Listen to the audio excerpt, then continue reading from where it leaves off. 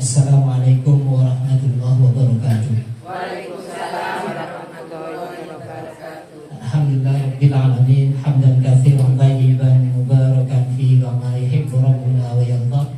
Nusalli wa nusallimu ala nabiyyina Muhammadin wa ala alihi wa sahbihi wa man tabi'ahum bi ihsanin ila yaumil amma ba'd. Terima kasih atas waktunya yang kami hormati Sohibul Hajah Ibu Sukana atau Bu Taufik, ibu-ibu pimpinan ranting Aisyah Jatimulyo 2. Saya tidak ada yang kenal kecuali Butin. Butin itu orang tua saya kalau di kampus. Julukannya profesor bidang konsumsi. Baik, tema tadi sudah disampaikan terkait dengan bulan Dzulhijjah. Dalam hadis Rasulullah SAW disebutkan syahrani yang la yanqusani, ada 2 bulan yang tidak dikurangi pahalanya kalau kita beramal di dalam 2 bulan itu. 2 bulan tersebut adalah bulan Ramadan dan yang kedua bulan Dzulhijjah. Itulah salah satu keutamaan dari bulan Dzulhijjah. Di ayat Quran juga disebutkan wal fajri wal layalin ashr was-sab'i wal watar. Di situ ada sekian makhluk Allah dijadikan sumpah. Kalau ada makhluk Allah dijadikan sumpah, maka ada keistimewaan di dalam makhluk Allah itu.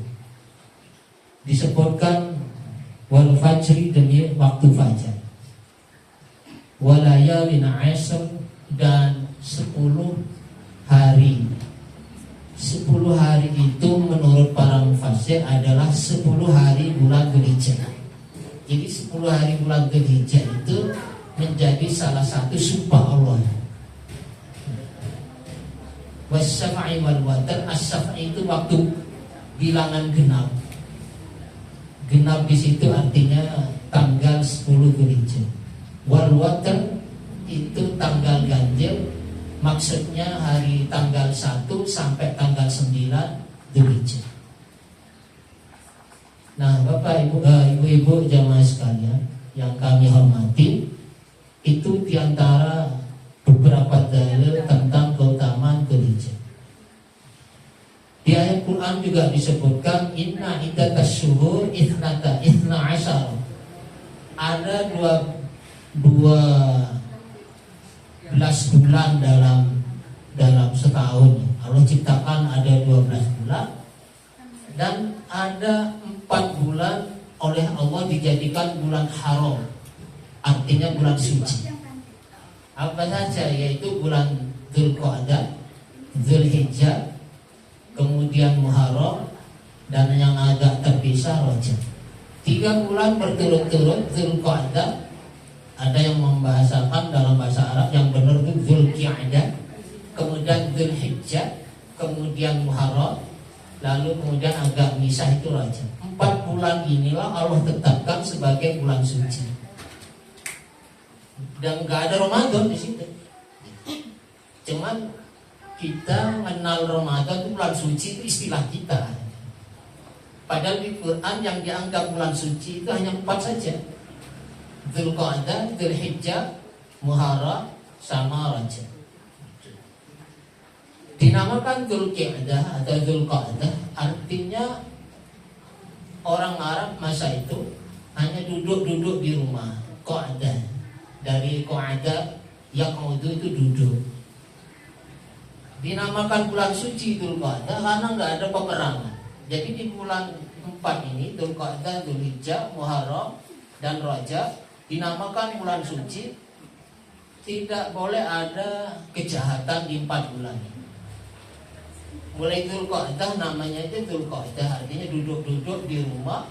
Ada yang memaknai bahwa orang Arab saat itu menyarungkan pedangnya, artinya nggak ada peperangan, sehingga cuma duduk-duduk di rumah. Ada yang mengatakan Dzulqa'dah itu puncak panas di Arab waktu itu, sehingga nggak keluar rumah, hanya di dalam rumah. Makanya namanya Dzulqa'dah, dan itu dinamakan salah satu bulan suci. Ada yang mengatakan kenapa duduk-duduk di rumah, persiapan untuk haji di bulan berikutnya, Dzulhijjah, sehingga hanya di rumah. Kemudian Muharram juga bulan suci, dan Rajab. Muharram, Ramadan tidak ada. Sekali lagi itu kan orang kita sudah kadung menganggap Ramadan itu bulan suci. Nah, ibu-ibu sekalian, di bulan 4 yang suci ini, kalau kita melakukan perbuatan baik, Allah lipat gandakan. Tetapi berita buruknya, kalau kita melakukan perbuatan negatif, juga dilipat gandakan di 4 bulan. Nah, sekarang kita belum Dzulhijjah ya. Jelang Dzulhijjah, kita nanti berlomba-lomba berbuat baik dan akan dilipat gandakan. Tapi kalau bermaksiat di bulan ini, berita buruknya dilipat gandakan. Maka Ibnu Abbas pernah mengatakan, lebih saya sukai berbuat dosa 70 kali di luar bulan haram itu, di luar 4 bulan suci itu, daripada saya bermaksiat 1 kali di 4 bulan haram. Bukan berarti Ibnu Abbas ingin berbuat dosa, enggak. Ini betapa kita mesti waspada, hati-hati, jangan sampai melakukan kemaksiatan di 4 bulan suci. Sehingga Ibnu Abbas mengatakan, lebih saya sukai berbuat 70 dosa di luar 4 bulan suci ini ketimbang sekali berdosa di bulan suci. Ini perlu kehati-hatian kita di dalam bulan Dzulhijjah seperti ini. Nah, sekali lagi, terutama bagi jemaah haji Bapak Ibu sekalian, kita tuh kadang salah kaprah ya. Allah itu kan sudah menciptakan tempat-tempat suci dan bulan-bulan suci. Bulan sucinya ada 4. Kemudian tempat-tempat suci itu juga sudah Allah gariskan. Sebelum Allah menciptakan langit dan bumi, sudah digaris di mana letak tanah suci. Sehingga kita ketika beribadah, berdoa di tanah suci itu, pahalanya dilipat gandakan, doa dikabulkan. Sehingga kalau ada usulan Padang Arafah diperluas sehingga bisa memuat banyak jemaah, nggak bisa. Karena itu masuk tanah haram, tanah suci. Jadi nggak bisa diperlebar, ada Arafah. Apa kalau perumahan itu pembangunan 2, apa, wilayah 2, Arafah 2 nggak bisa. Jadi sebelum Allah ingin menciptakan langit dan bumi, tanah suci itu sudah digaris. Dan beda pahala kita, termasuk dosa juga. Kalau berbuat pahala di tanah suci itu dilipat gandakan. Maka dulu ketika para sahabat masuk waktu sholat, posisi di luar tanah suci, oleh Nabi suruh masuk ke daerah tanah suci supaya pahalanya berbeda, berlipat. Maka sebaliknya, berbuat dosa di bulan suci dan di tempat yang suci, dosanya juga berlipat-lipat. Seperti itu. Apa ada orang berbuat jahat di tanah suci? Banyak. Pas tawaf itu ya banyak juga itu tukang copet. Kira ibu-ibu yang pernah haji umroh itu merasakan bahwa kejahatan itu ya termasuk di dekat Ka'bah juga. Karena di tempat suci kejahatannya akan berlipat-lipat dosanya. Nah, kita kalau umroh itu nggak ngerti ya mana batasan suci atau enggak. Semua di Arab itu tanah suci. Sehingga kalau ada yang haji umroh berlomba umroh berkali-kali keluar misalnya ke Jirona atau ke Tanim, ayo kita berdoa banyak-banyak kamu di tanah padang, itu bukan tanah suci. Tanah suci itu jadi Mekah itu kan, Mekah termasuk Mina, Arafah. Kalau sudah keluar ke tanah itu bukan tanah suci. Tapi kita kan kadang, ayo kita berdoa banyak-banyak karena ini mumpung di tanah, bukan tanah suci tanah itu. Justru kita ketika ngambil mikot itu keluar dari tanah suci. Dan minimal mikot kita mau haji itu kira-kira 90 km minimal. Banyak orang keluar ke Pirali, Tanin, ada yang Lam-Lam, ada Kornul Manazil, tinggal dia datang ke arah mana. Gitu. Jadi yang namanya orang mau ngambil mikot untuk mulai kita berihram harus keluar dari tanah suci. Tapi ada orang keluar ke tanah, mumpung ini tanah suci kita berdoa. Ini ada berapa salah kaprah.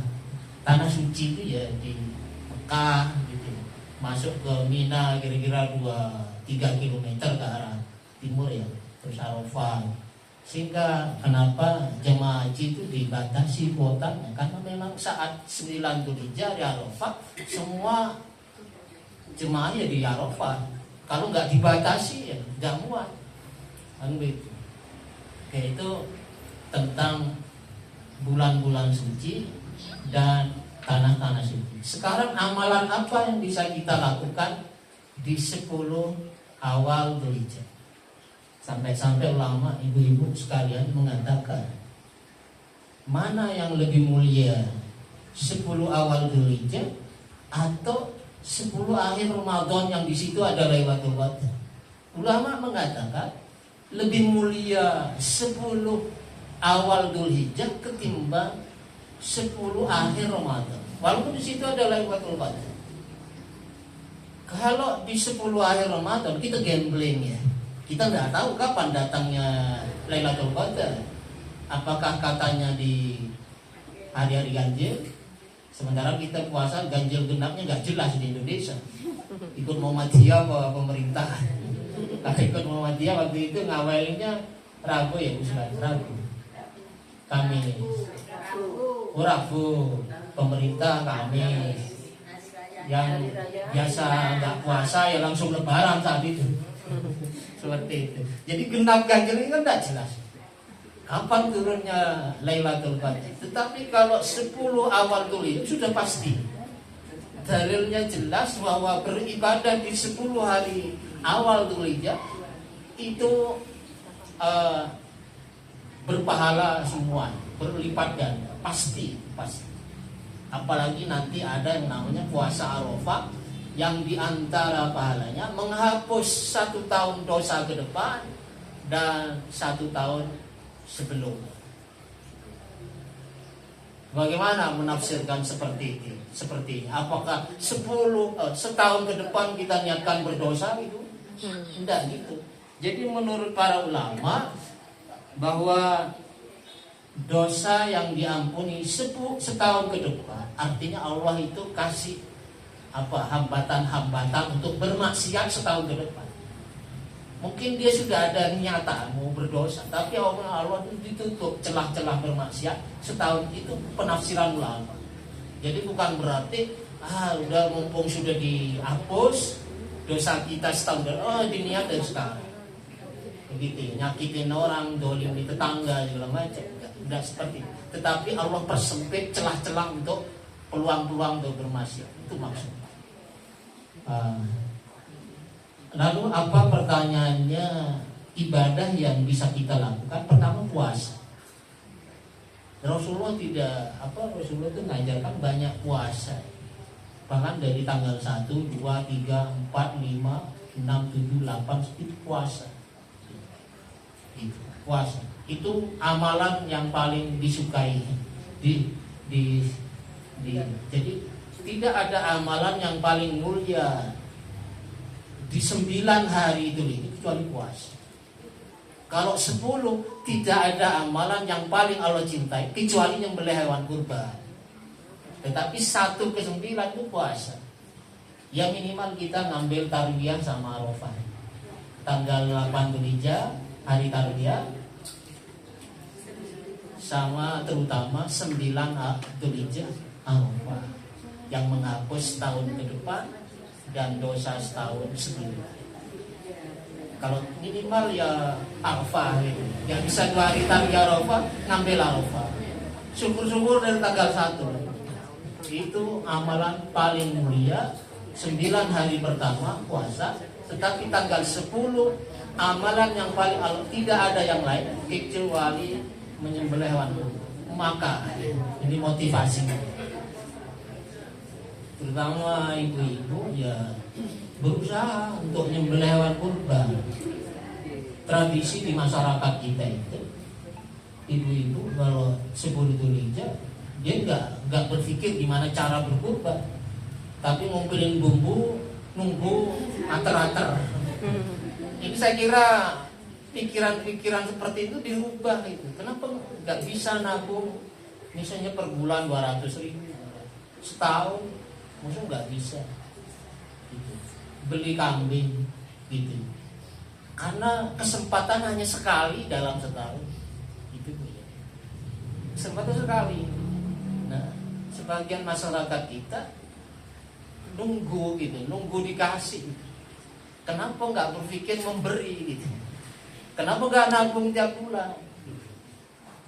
Allah kaya kan, mungkinlah rumah masih ngontrak, berusaha, nggak harus nunggu kaya, karena khawatir nggak sempat kaya juga. Padahal ini amalan setahun sekali. Gitu. Nah kalau kambing 1 ekor 1 orang, ini ada di masyarakat ibu-ibu jemaah ngumpulin uang beli kambing. Gitu. Alasannya latihan. Boleh sih latihan, tapi dalam agama itu kan ada aturan. Main futsal aja ada aturan. Yang namanya 1 ekor kambing untuk 1 orang. Ada mungkin guru-guru di sekolah 1 kelas ngumpulin 50.000 jadi 1 ekor kambing. Katanya kurban. Mana ada kurban kalau mau latihan? Ya 1 orang 1 kurban. Ya berarti kalau kambing aja urunan berarti dia belum mampu. Ya udah.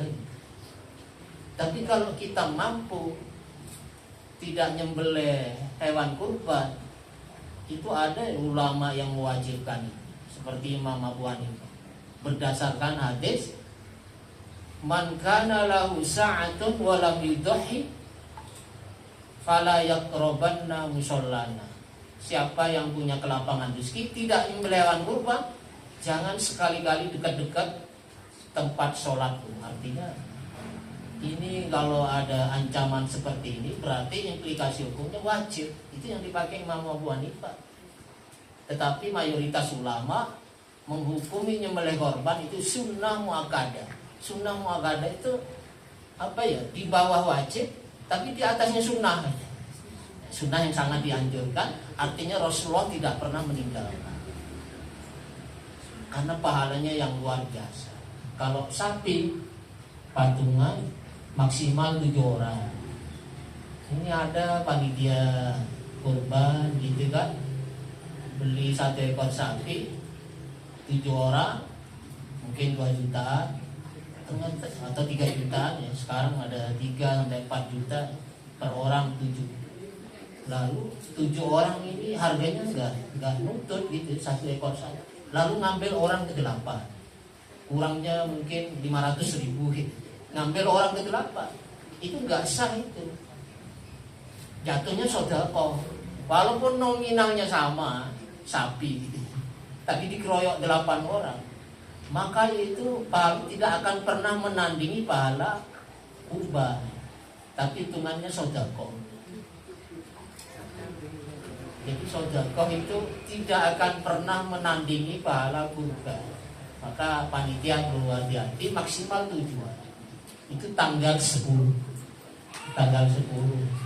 yang paling Allah cintai amalan pada tanggal 10. Gak ada yang lain-lain kecuali nyembelih hewan kurban.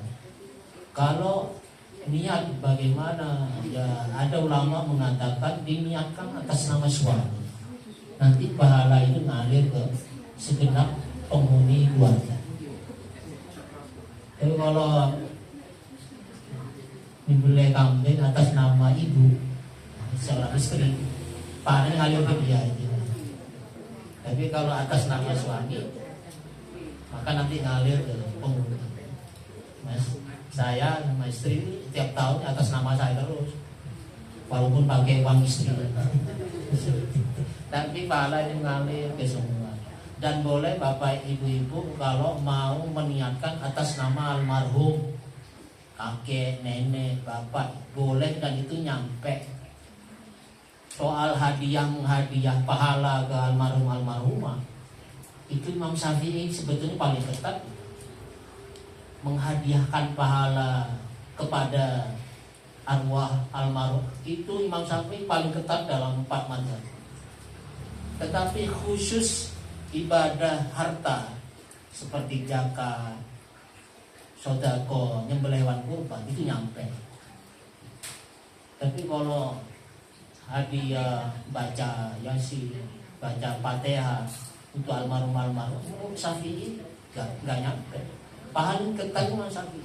Jadi yang nyampe pahala dikirim ke arwah almarhum itu hanya ibadah yang bersifat maliyah, harta, sodako. Mungkin harta warisannya nggak kepake, ya sudahlah diwakafkan atas nama pewaris almarhumah bapak, itu nyampe.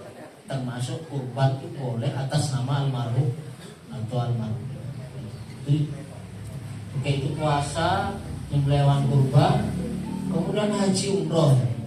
Ini kayaknya yang hadir di sini udah tidak ada rencana berangkat ya untuk tahun ini, karena sudah berangkat rutin, sudah berapa kali rutin ya, sampai akrab ngomong Arab sama onta.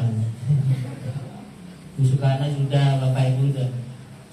Jadi kalau yang dianjurkan amalan itu ya haji atau bulan Dzulhijjah, itu haji. Namanya aja Dzulhijjah, itu bulan haji memang seperti haji dan umroh. Nah bapak ibu sekalian, kalau kita punya kelebihan rezeki, tetapi kemudian sayang keluar ongkos yang 10 juta, mungkin yang UN plus 100-an juta, padahal dia mampu gitu. Tapi dia banyak alasan lah, mungkin karena sibuk bekerja segala macam, sampai mati tidak sempat haji. Maka itu ancamannya keras sekali. Kata Rasulullah, siapa yang punya harta untuk haji, kondisi aman gitu, tetapi karena ada alasan males lah, sayang keluar ongkos lah, sampai mati, kata Rasulullah, sebaiknya orang itu mati dalam keadaan Yahudi atau Nasrani saja. Karena ancamannya keras sekali.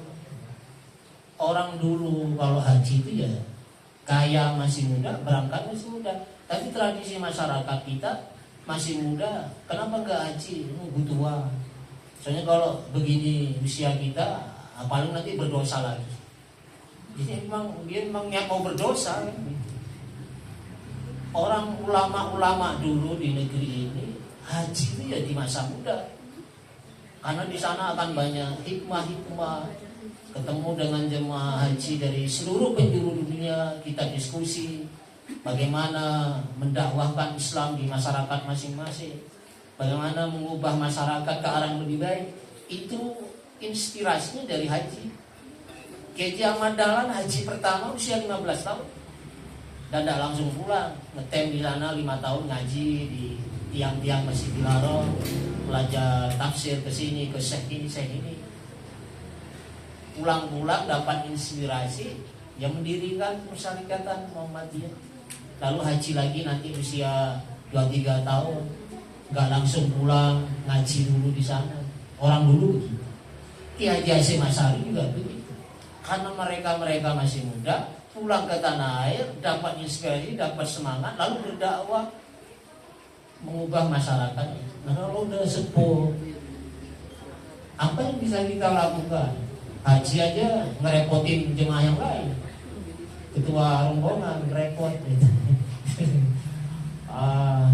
Gitu. Jadi kalau ada kemampuan di masa muda, berangkatlah di masa muda. Maka ada pendapat begini, kalau ada anak kaya, dia mampu, dia berangkat sendiri atau ngongkosin orang tuanya.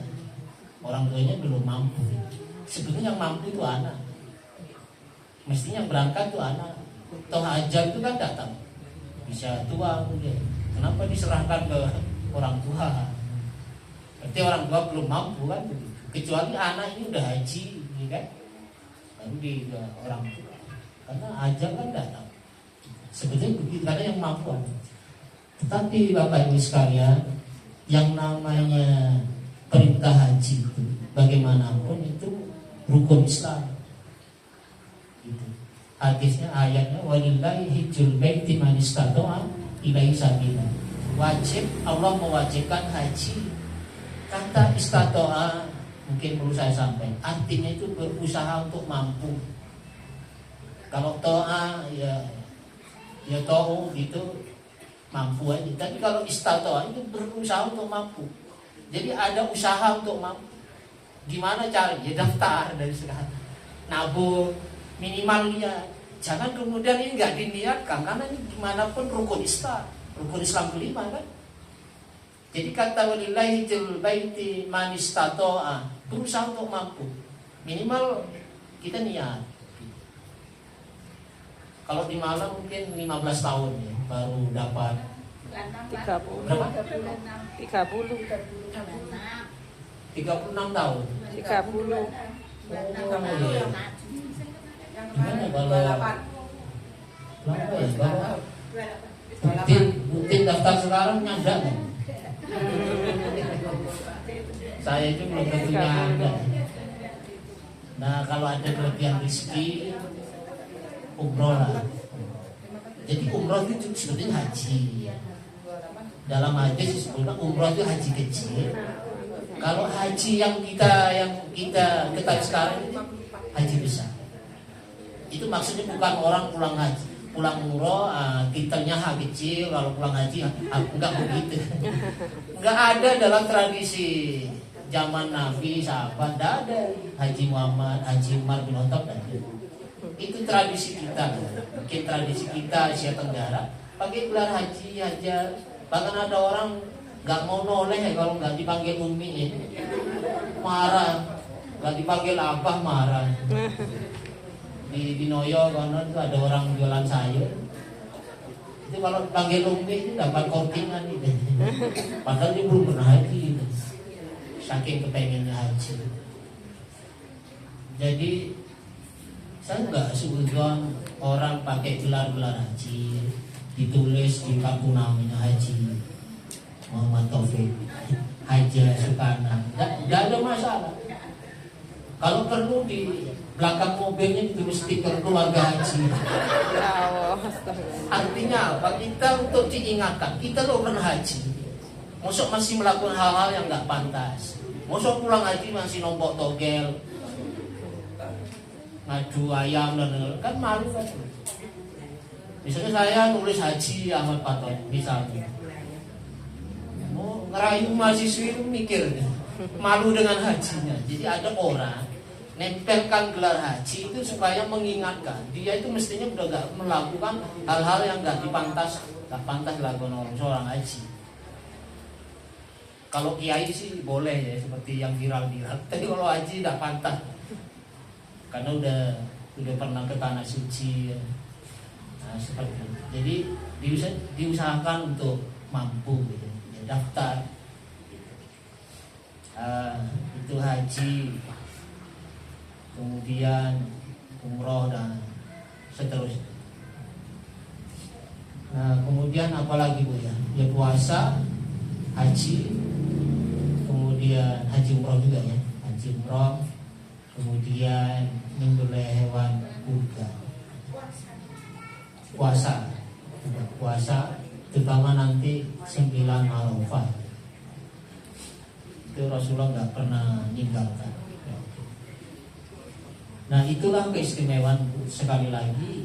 Kalau kita di 10 awal Dzulhijjah ini sudah pasti pahalanya berlipat ganda, langsung didapat. Sementara 10 hari terakhir Ramadan kita gambling, kapan Lailatul Qadar? Sehingga sebagian ulama mengatakan 10 awal Dzulhijjah itu lebih mulia dari 10 akhir Ramadan. Di Ramadan kita semangat di awal-awal, ya kan? Semangat di awal-awal, malah 10 hari terakhir kendor. Sibuk belanja. Soalnya apa? THR turunnya di 10 hari terakhir. Ayo sibuk belanja. Padahal zaman-zaman dulu Nabi itu 10 hari terakhir lebih kenceng di dalam menegakkan, menghidupkan 10 hari terakhir. Tradisi kita kebalik. 10 hari terakhir mikirin mudik yang mau merantau segala macam, ngurus tiket segala macam, termasuk belanja-belanja di 10 hari terakhir. Karena memang yang salah itu lembaga kita. Kenapa ngasih THR 10 hari terakhir? Mestinya di awal. Jadi kita direcokin dengan hal. Kalau kita ke negara Timur Tengah, justru 10 hari terakhir orang semakin ke masjid. Bahkan dulu kami ada masjid itu 3 hari terakhir bulan Ramadan khatam 1 Quran. Jadi 1 terawih 1 malam 10 juz. Malam kedua sebelum terakhir 10 juz. Kemudian malam terakhir malam hari raya 10 malam hari raya Ramadan terakhir 10 juz. Itu di luar begitu. Jadi tidak ada orang keliaran di mal-mal di jalan. Kita beda tradisi. Nah kita kendor di 10 hari terakhir. Supaya menyeimbangi yang selama ini kendor di 10 hari terakhir, sekarang pahala berlipat itu dipindah ke 10 hari pertama. Kita kan gayanya begitu ya, ibadah itu awal-awal gitu. 10 hari kedua Ramadan udah ngos-ngosan gitu. Nah 10 hari terakhir ya begitu, sibuk yang lain-lain. Maka oleh Allah itu yang maha adil ya. Nah, ini orang sibuknya kencengnya 10 hari itu awal-awal, dikasihlah 10 awal hujan seperti itu. Saya kira sekedar pengingat saja, pengingat untuk diri saya sendiri ya, tentang keutamaan di bulan Dzulhijjah. Saya kira banyak yang ini sesuatu yang belum tradisi dalam kita itu hanya menganggap 10 hari Ramadan itu kita jor-joran ibadah. Justru di 10 awal Dzulhijjah itu sekecil apapun kesolehan yang kita lakukan Allah lipat ganda. Tetapi sekecil apapun kemaksiatan Allah lipat ganda. Padahal dalam syariat kita yang secara hukum umum satu kebaikan dibalas 10 kan. 10. Itu secara umum. Satu kejahatan dibalas hanya 1 dosa. Itu kaidah umum. Kecuali di bulan 4 bulan suci. Sekali maksiat itu berlipat ganda dosa. Maka kata Imam Abbas, saya lebih suka berdosa 70 kali di luar 4 bulan haram ketimbang berdosa sekali di bulan 4 haram. Seperti itu. Maka ya, di 4 bulan suci ini tidak ada yang namanya peperangan, tidak ada orang mendolimi, itu tidak ada. Diharap waktu. Bahkan dalam sejarah justru di bulan Ramadan itu terjadi banyak peperangan. Termasuk perang yang paling fenomenal, perang Badar itu di bulan Ramadan. Bulan Ramadan itu sangat spektakuler ya, karena jumlah tentara Muslim sedikit mengalahkan sekian ribu tentara orang kafir. Sehingga perang Badar itu fenomenal karena dibantu oleh pasukan berjubah putih yang belakangan dikenal itu adalah para malaikat. Sehingga kemudian senanglah para tentara Muslim terdengar kabar ke istri-istri para mujahid. Lalu sudah ditunggu di depan pintu Madinah. Para mujahid sambil berlari memeluk istrinya masing-masing. Nahnu minal aidin wal faizin. Kami kembali dan kami menang. Itulah awal mula ungkapan minal aidin wal faizin. Kembali di perang Badar dan mereka mendapatkan kemenangan. Jadi tapi di kita minal aidin wal faizin dipakai untuk hari raya. Dan itu salah kaprah. Karena merasa sudah menang melawan setan di Ramadan, bulan Syawal bermaksiat lagi. Kan begitu ya. Karena yang namanya berperang lawan setan itu nggak berhenti di bulan Ramadan. Di sepanjang hidup kita. Justru ujian kita dalam berperang melawan setan itu di 11 bulan setelah Ramadan. Karena kalau di Ramadan Allah sendiri yang mendesain, menyeting bagaimana ini menjadi bulan ketaatan, orang mendadak soleh itu bulan Ramadan. Karena Allah sendiri yang menciptakan semarak ibadah kesolehan di bulan ini. Tetapi ujian yang sesungguhnya di 11 bulan berikutnya. Jadi nggak pas kalau dibilang selamat hari raya Idul Fitri, minal aidin wal faizin, mohon maaf lahir dan batin. Jadi seolah-olah minal aidin wal faizin itu artinya mohon maaf lahir dan batin. Padahal nggak ada hubungannya. Itu ceritanya orang menang perang Badar. Nahnu minal aidin wal faizin. Tapi dikias-kiaskan kalau Ramadan itu perang lawan setan. Perang lawan setan seumur hidup kita. Dan kita belum tentu dipastikan menang sekarang karena kita masih hidup. Seperti itu cerita. Dan memang itu tradisi masyarakat kita. Bahasa Arab itu dipakai seenaknya. Kadang takjil kalau ibu-ibu ngerti kan apa takjil? Olah pisang kan atau gorengan. Pada artinya itu menyegerakan. Tapi orang kita memaknai takjil itu olah. Ditulis ambil takjil di bawah ini ya, di bawah itu ada snack, roti dia dan padahal takjil itu menyegerakan. Takjil menyegerakan. Idul Fitri itu kembali sarapan nanti. Bukan kembali ke Mbak Fitri. Idul Fitri itu bukan kembali ke fitrah juga. Jadi Fitri itu artinya sarapan. Setelah sebulan tidak sarapan, di awal Syawal Idul Fitri kembali sarapan. Jadi kalau ada ibu-ibu perempuan namanya Mbak Fitri, itu ada dua kemungkinan. Lahir di bulan Syawal, yang kedua memang kakian sarapan. Seperti itu. Jadi suka apa ya Bu ya? Seenaknya ngartikan bahasa Arab. Idul Fitri itu katanya kembali ke fitrah, padahal itu kembali sarapan. Takjil dianggap pola pisah. Termasuk hal-hal yang bersifat ibadah kita itu salah kaprah. Terakhir, saya kira waktunya udah habis Bu ya. Kan tidak ada dialog kan Bu ya, nggak ada. Karena saya paling takut ditanya. Atau boleh nanya semua nanti saya tinggal pulang rutinnya. Saya kira itu hanya sekedar pengingat aja tentang bagaimana kita itu menyadarkan gitu loh bahwa 10 awal Dzulhijjah itu lebih mulia bahkan dari 10 akhir Ramadan. Kenapa kita adem-adem aja gitu amalannya gitu di 10 awal ini. Nah saya kira itu tidak saya tutup dulu karena khawatir ada yang benar-benar ada yang didiskusikan.